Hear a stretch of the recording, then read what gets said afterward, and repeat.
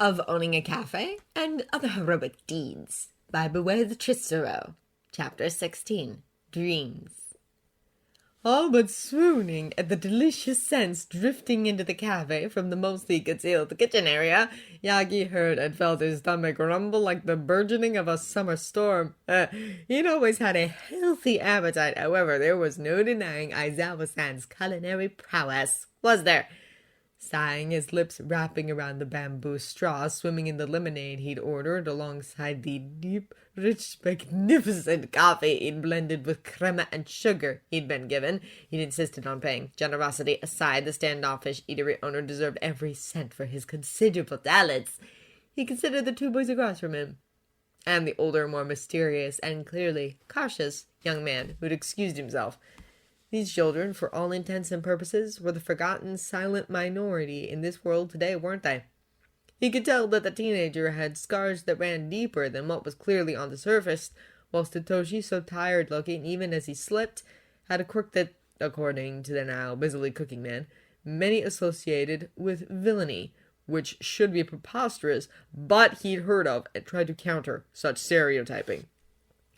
Then there was young Midoriya, wasn't there? Quirkless.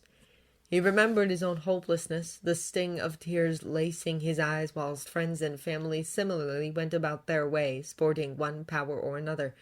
If it weren't for Nana, then he, too, would be so marginalized. It made him wonder.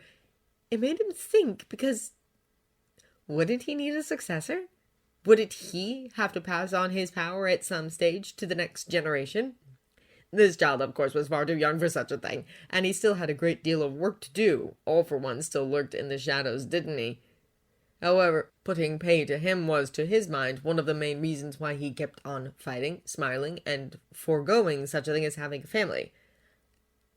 However, according to Aizawa-san, the boy was firmly and steadfastly working towards his career as a hero, which would be difficult.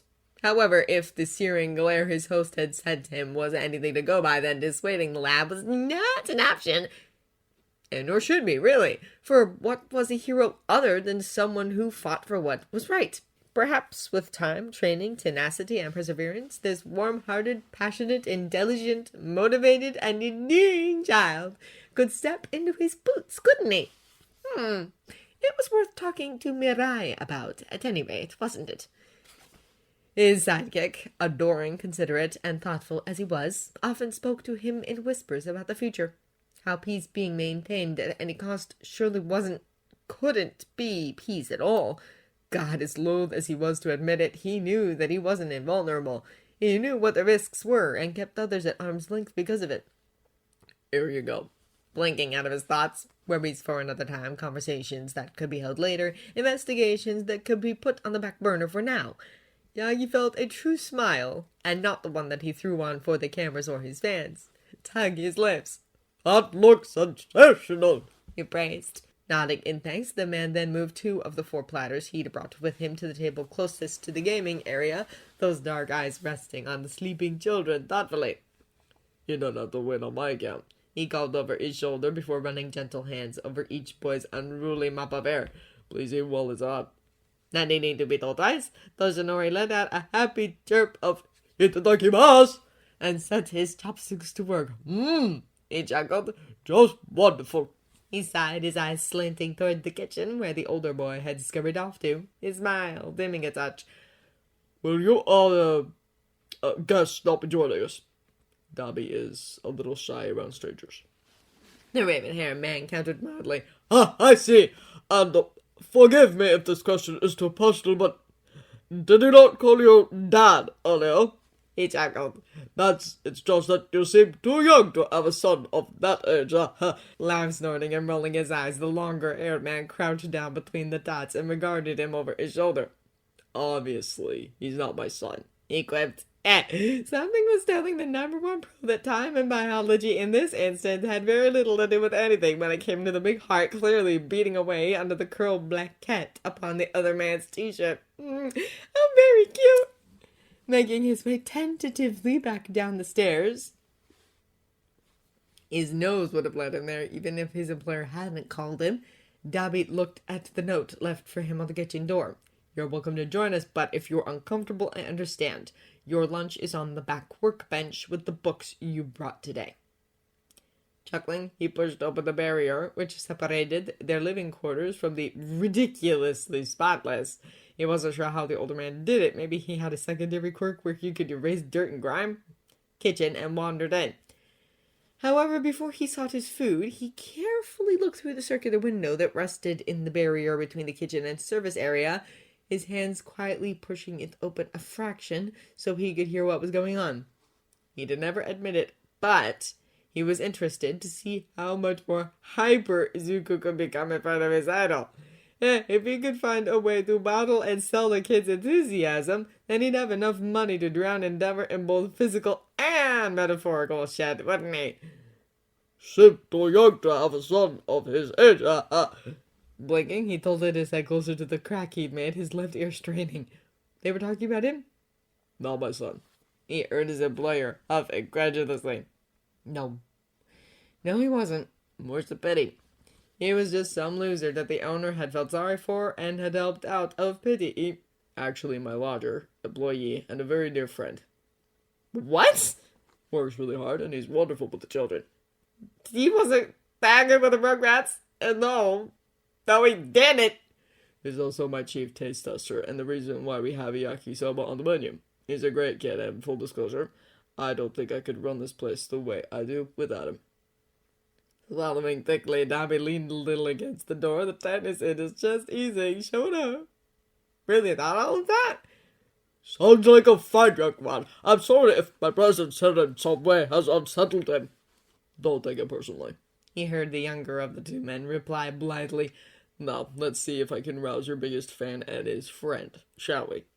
Taking a step back, the 16-year-old sucked in a deep, steadying breath, walked into the wider kitchen space, and took up the used stool, his eyes taking in the lovingly prepared meal and glass of his favorite flavored lemonade with a shaky sigh. From here, he could still hear bits and pieces of their conversation through the wide, herb-covered, and never used for its intended purpose, service window that yawned between the service area to kitchen door and the brightly lit connections and contacts board over the hum of the massive coolers and thrum of the AC. Damn, if this is what compassion felt like, if this is what friendship was, if this is how a family could be, well, he was pretty fucking lucky to have found it, wasn't he? Izuku? That's it, come on. Open your eyes. Huh? Swallowing thickly, his eyelids fluttering, Izuku realized a few things very quickly. You feel it okay? You're not dizzy? The first, he wasn't in his room, and the dream he'd had, one that had been his favorite for a while now, he and his friends were older, their hero agency established, the evils of the world taken down by them or convinced to change their ways for the better, was sadly still just a dream. For now, at least. "Nuh-uh," he breathed. "Aizawa-san, what?" The second, he was in his very most favoritist place after his all-might speckled bedroom, the scent of something yummy tickling his nose and opened to wake him. You've had a bit of a shock. The kindly man who always chased away his sadness struggled. So I want you to take a few deep breaths before you sit up, alright? Okay, he replied, his nostrils flaring as he sucked the warm, fragrant air and released it in a sigh. He'd often wondered, since the man his mother called an absolute godsend had seamlessly waltzed into their lives for the better, what it'd be like to have a sleepover in the establishment. As his little chest rose and fell, he believed that it'd probably be every bit as wonderful as he thought it would be. One day, and one day soon, he would pluck up the courage to ask if he and his friends could camp out there for an evening. He couldn't think of anything more magical.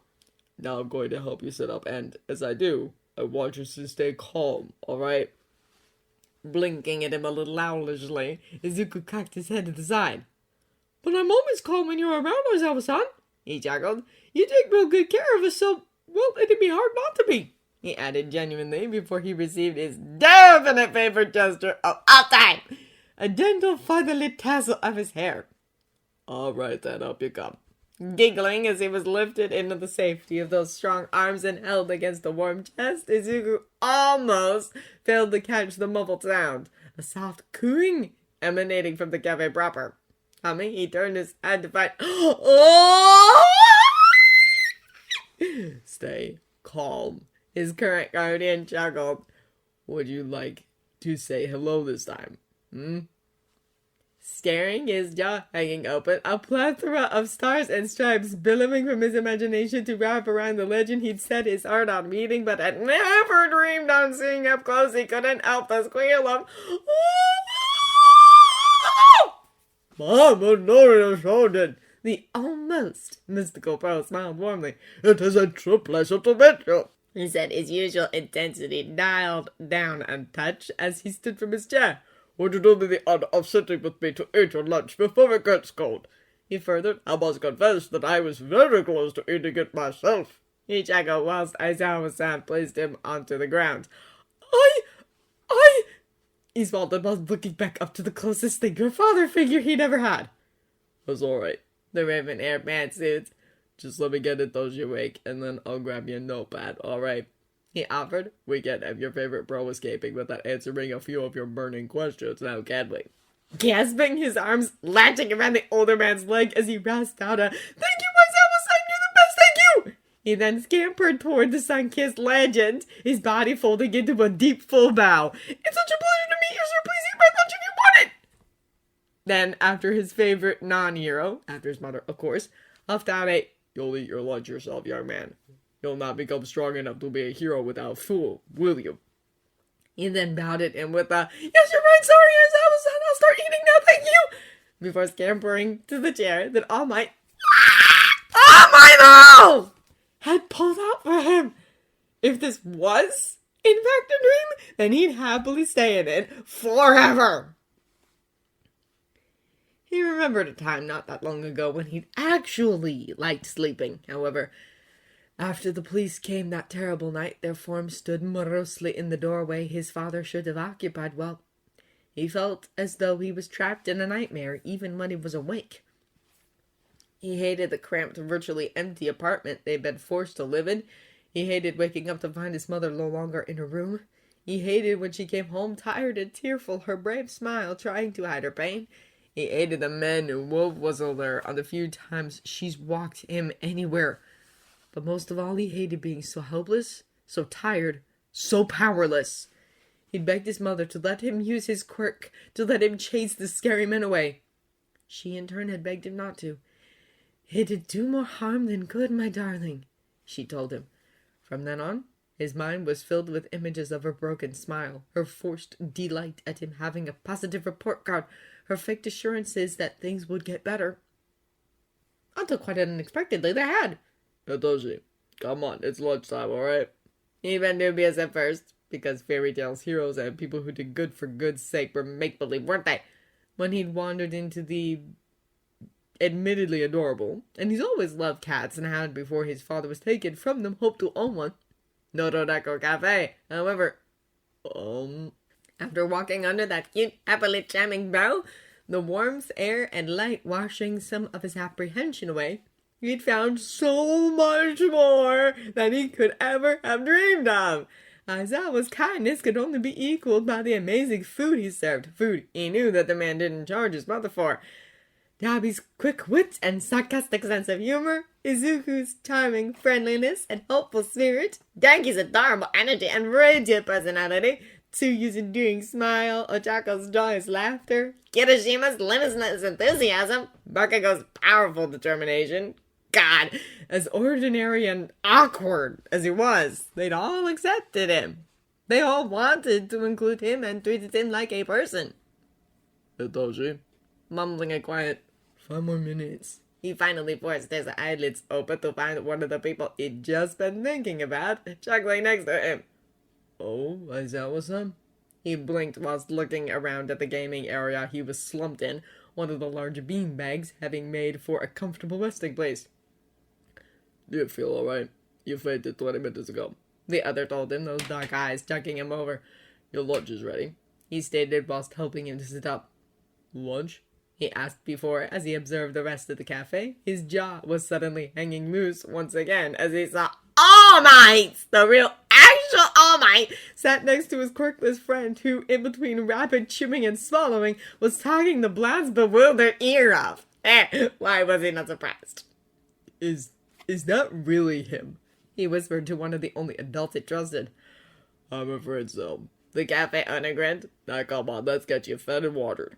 He advised before standing, a hand offered to him. Smiling, he eagerly clasped those digits and whooped as he was lifted clean off the floor before being placed down next to a chair where his meal was waiting.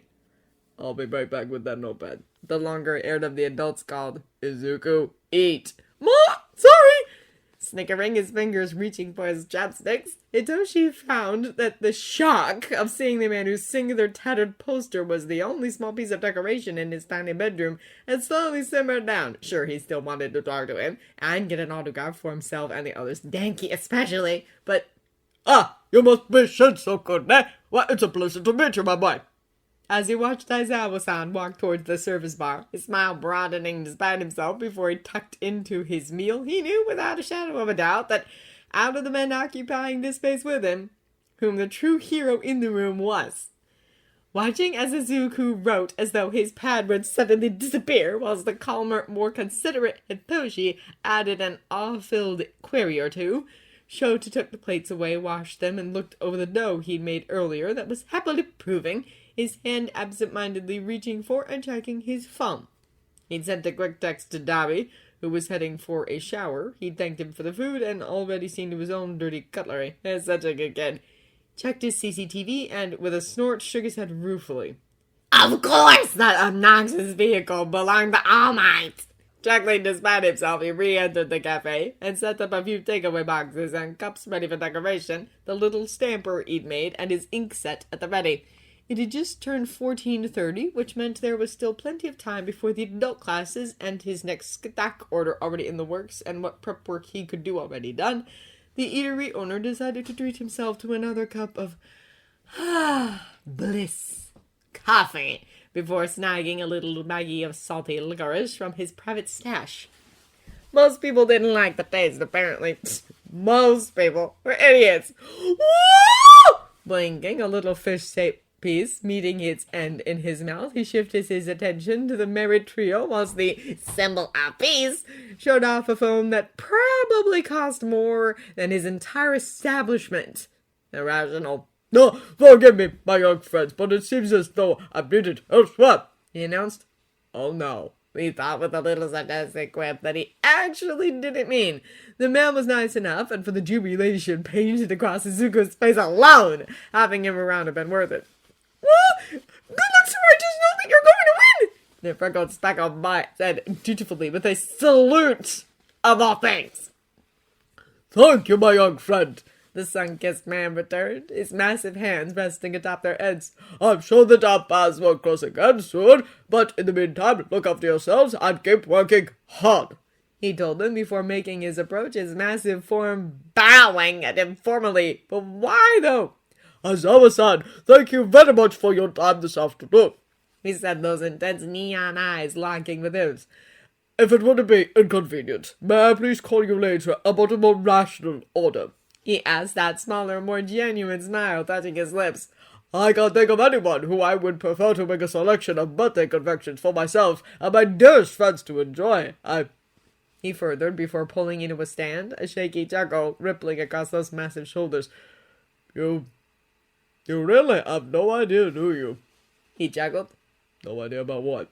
An urgent message is here! An urgent message is here! Blinking, their gazes slipping to the phone. God, he used his own ringtone? Hilarious! The other still held the shoulder, waved him off. Call me after 2000, he told him. And be careful out there, alright?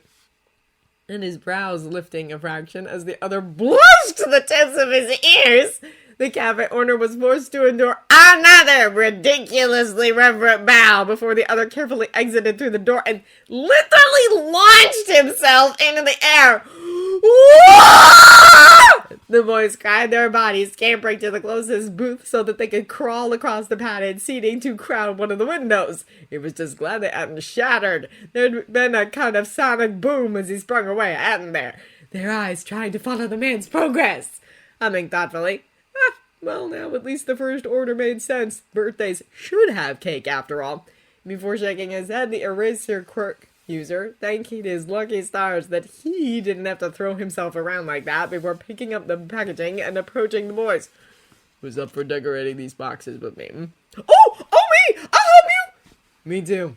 Smiling, he beckoned them over and set up the stamps, his instructions pouring out of him easily as they all got to work. As Sundays went, this had been a pretty good one, hadn't it?